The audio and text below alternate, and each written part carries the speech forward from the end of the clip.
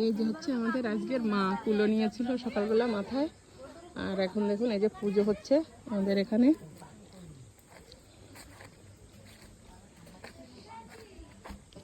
আমরা সকলেই ছিলাম মায়ের সাথে, এই কাকিমাও ছিল, অনেক মায়েরা ছিল।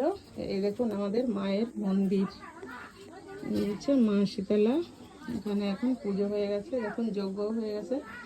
তো এখন সব প্রসাদের আয়োজন হচ্ছে, অন্যদিকে খিচুড়ি প্রসাদের আয়োজন হচ্ছে। এখানে প্রত্যেক বছর পুজো হয়, এখানে বাৎসরিক পুজো। আর পাশে হচ্ছে ফল প্রসাদ বানানো হচ্ছে।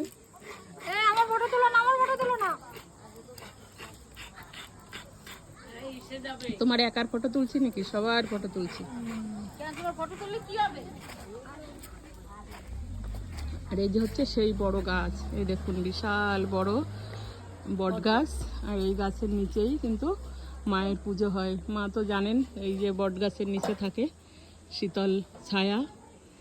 তো আমরা সকলে মিলেই, মায়েরা মিলে এই পুজোটা করছি।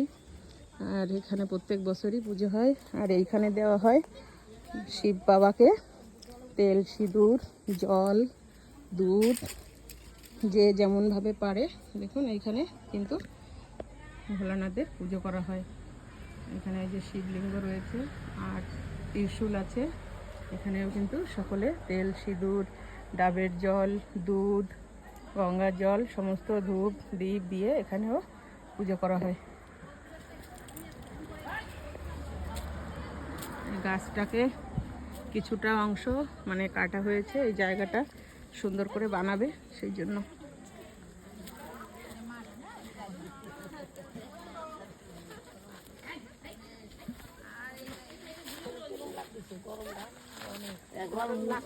দেখুন কত ভক্তবৃন্দরা এসেছে, মায়েরা এসেছে সবাই।